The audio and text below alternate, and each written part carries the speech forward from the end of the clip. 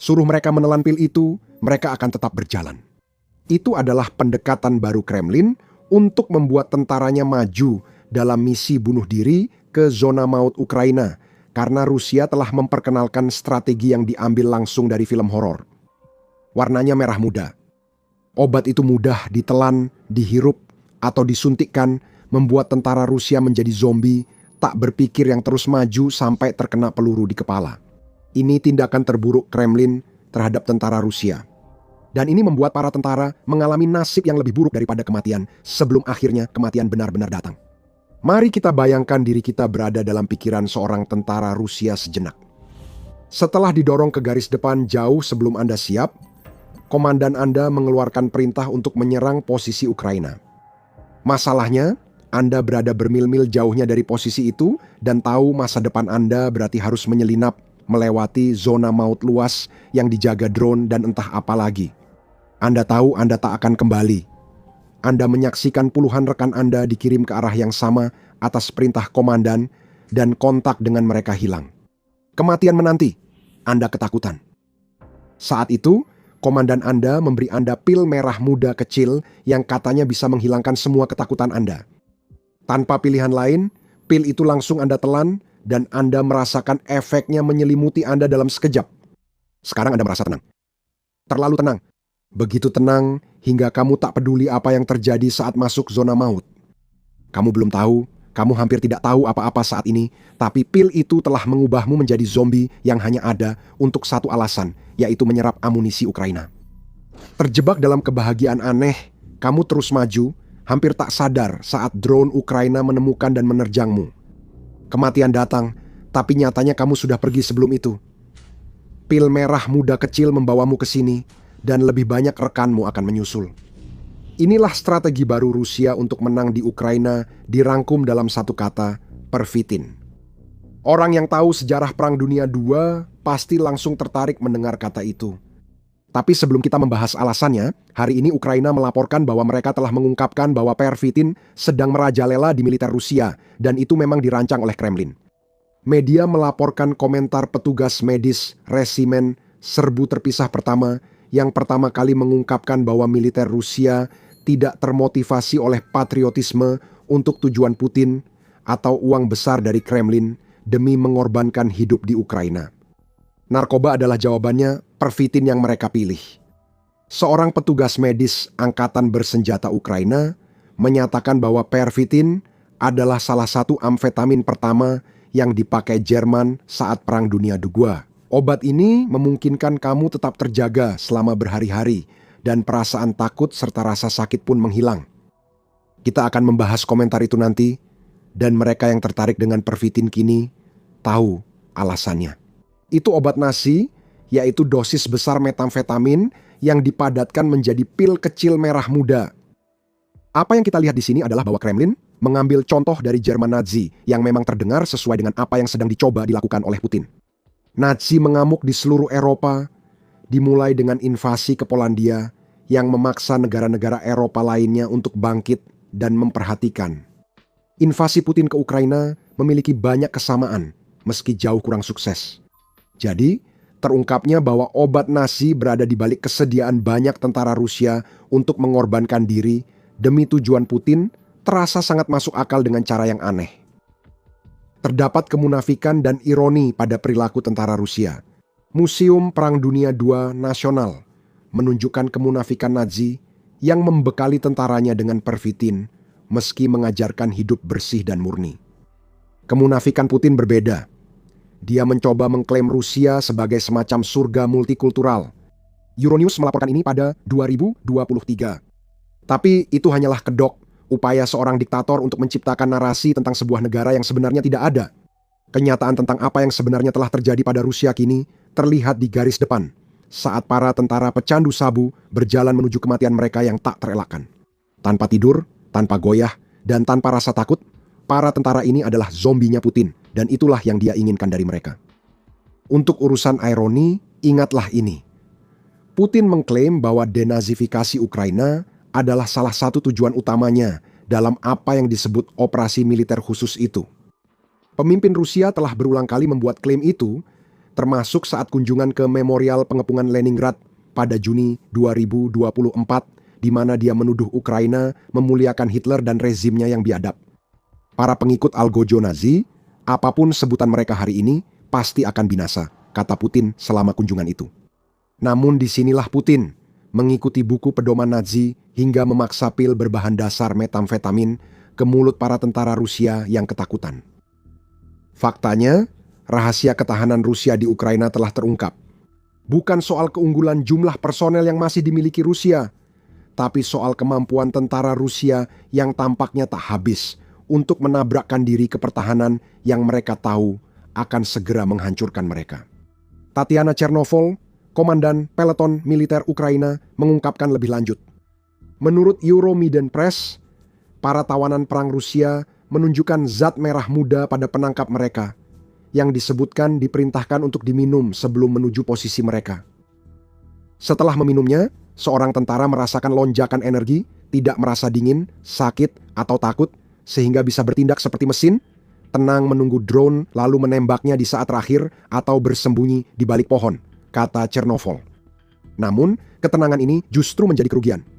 Tanpa rasa urgensi untuk mendorong naluri bertahan hidup mereka, tentara zombie Rusia yang dipengaruhi metamfetamin secara tidak sengaja justru membuat diri mereka menjadi sasaran bagi Ukraina. Chernovol menceritakan Ukraina harus menggunakan 15 drone untuk 2 penjajah Rusia yang bertahan hidup hanya karena keberuntungan, bukan karena pelatihan tempur. Granat yang dijatuhkan dari Mavic Ukraina meledak 1 meter di belakangnya, namun dia tetap maju seperti zombie tanpa berkedip.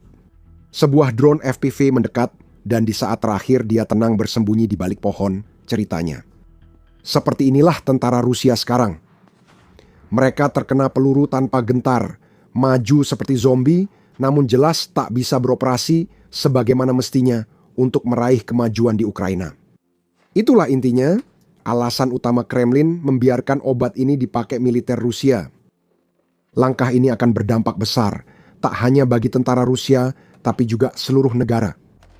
Namun, sebelum membahas itu, kita perlu memahami alasan Rusia harus memakai obat yang dulu dipopulerkan Hitler dan Nazi lebih dari 80 tahun lalu. Banyak petunjuk di kutipan yang kami bagikan, terutama soal penekanan rasa sakit, ketakutan, dan kelelahan. Ukraina saat ini mengatakan bahwa ketika berada di bawah pengaruh pervitin, tentara Rusia dapat melakukan serangan sambil hampir tidak merasakan cedera yang mereka alami sampai terjadi sesuatu yang membuat mereka benar-benar keluar dari pertempuran.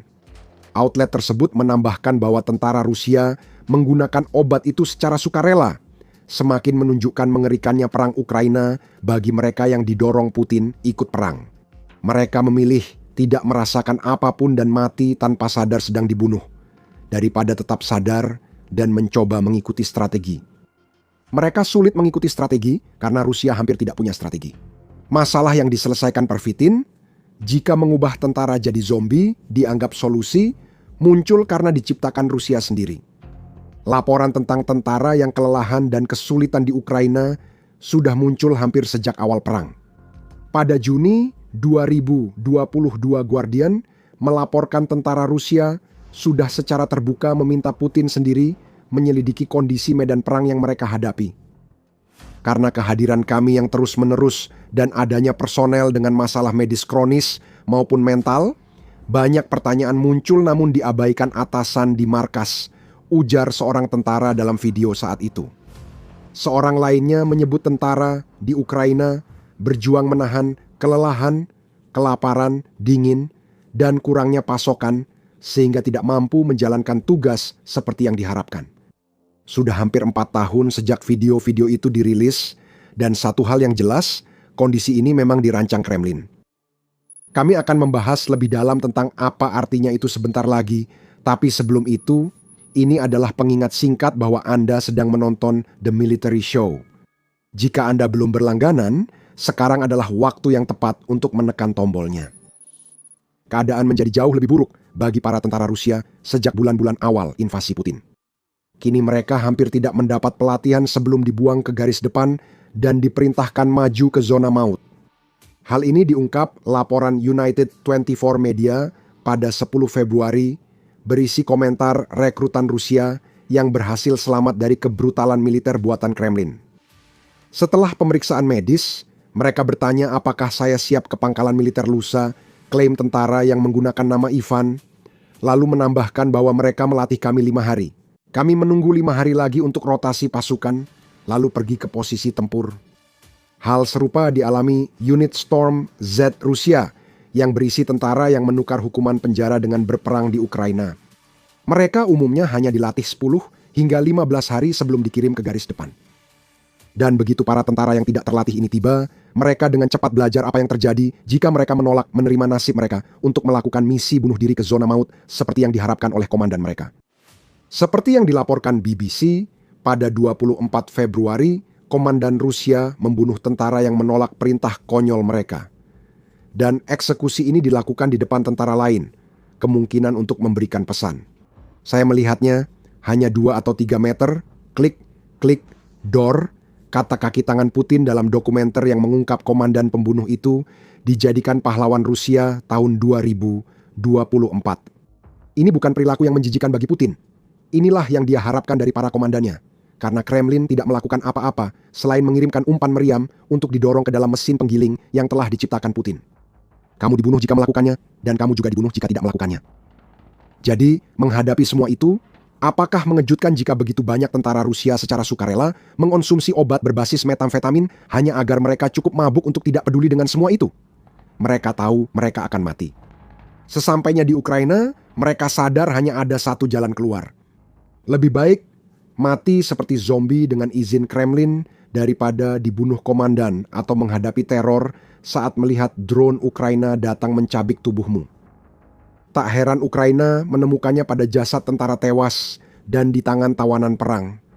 Saat menggeledah semua orang, ditemukan jarum suntik dan pipet, ujar anggota militer Ukraina menurut Ukraina hari ini. Ampul berisi stimulan juga sering ditemukan.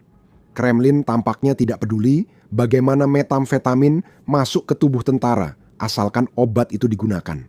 Dan menciptakan zombie yang berjalan tanpa berpikir hingga dihentikan oleh tembakan atau ledakan mengerikan yang membuat mereka tak bisa berjalan lagi. Semua ini disetujui Putin dan kroni-kroninya. Namun, Presiden Rusia tampaknya tidak sadar bahwa penggunaan narkoba yang disetujui negara hanya solusi jangka pendek untuk masalah moral dan ketakutan di tentara Rusia. Apa yang sebenarnya dilakukan Putin adalah menciptakan mimpi buruk mutlak untuk masa depan, baik bagi militernya maupun bagi Rusia sendiri. Tonton hingga akhir, kami akan jelaskan kengerian yang menanti Rusia saat pasukan zombie atau sisa-sisanya pulang. Pertama, ada banyak masalah terkait narkoba yang sedang dihadapi militer Rusia saat berada di Ukraina. Selain pervitin, tentara Rusia juga memakai opioid untuk menunjang kondisi mental mereka di garis depan. Ini soal mabuk di tengah kengerian. Jika kamu teler akibat heroin atau metadon, kamu tak terlalu peduli saat dikirim misi bunuh diri, dan hal itu pun terjadi saat penyerangan. Namun, situasinya memburuk. Penggunaan narkoba tentara Rusia di garis depan akhirnya menyebabkan kecanduan. The Hill melaporkan sejak 2023 bahwa Rusia tidak memeriksa penggunaan narkoba pada rekrutan saat Putin berupaya keras mengirim lebih banyak umpan meriam ke medan perang. Bonus penandatanganan dan gaji besar yang dibayarkan Rusia kepada tentaranya juga membuat para pasukan lebih mudah mendapatkan narkoba, entah itu pervitin atau apapun yang dibutuhkan tentara untuk bertahan hidup 1 hari lagi di neraka yang dipenuhi drone. Laporan menyebut wajib militer tak terlatih dikirim dalam keadaan mabuk sebagai pasukan sekali pakai dalam gelombang manusia untuk ungkap posisi Ukraina dan menyiapkan medan bagi unit terlatih, menurut The Hill 2023. Vonis kasus narkoba di tentara Rusia meningkat, meski Kremlin ingin tentaranya tetap teler. Talking Drugs menyebut jumlah personel militer Rusia yang divonis pelanggaran narkoba naik 50% pada 2023 dibanding tahun sebelumnya. Hal itu juga bukan masalah bagi Putin.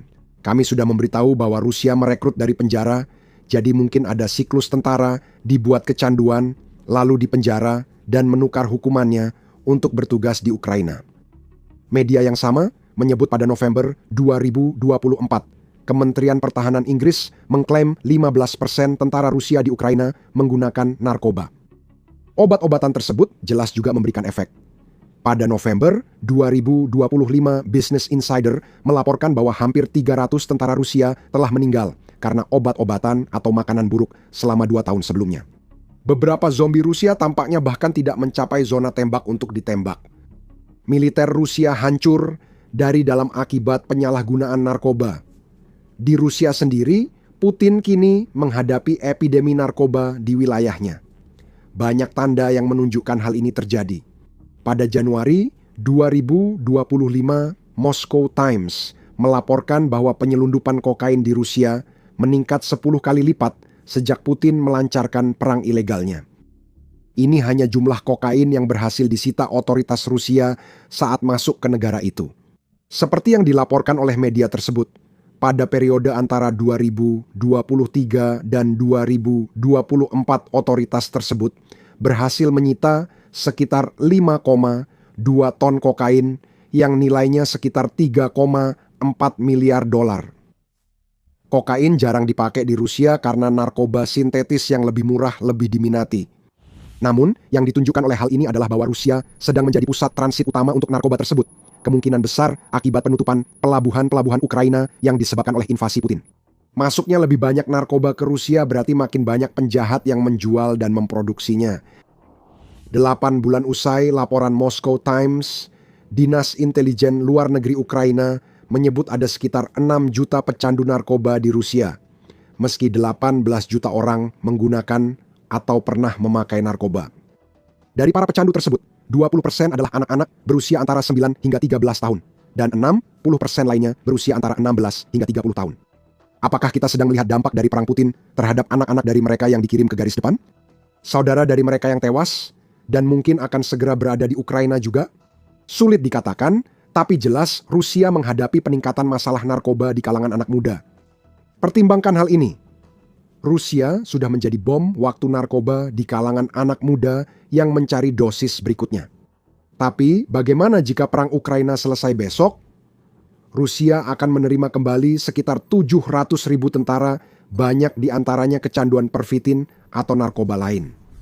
Tentara itu akan dibuang kembali ke masyarakat setelah dibuat kecanduan narkoba untuk menghadapi horor di Ukraina, dan mereka akan menemukan narkoba itu.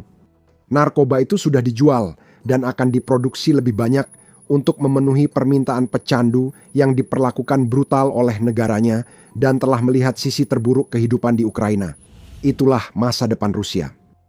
Putin mengorbankan masa depan demi keinginannya sekarang. Saat lebih banyak tentara Rusia terjebak dalam kondisi zombie, Kremlin tak memikirkan langkah berikutnya. Putin tak peduli, asalkan Ukraina jatuh, meski itu masih jauh dari kenyataan. Gerombolan zombie yang pulang ke rumah adalah masalah yang akan dihadapi di lain hari. Putin mengira invasi ke Ukraina akan memperkuat Rusia.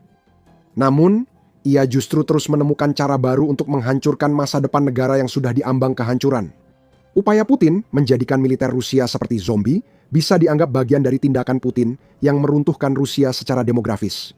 Dampak jangka panjang perang ini bagi Rusia lebih parah dari yang telah dibahas, dan Anda bisa mengetahui lebih lanjut lewat video kami. Dan jika Anda menikmati video ini, jangan lupa untuk berlangganan The Military Show untuk pembahasan mendalam lainnya tentang apa yang sebenarnya terjadi di balik layar militer Rusia. Dan seperti biasa, terima kasih telah menonton.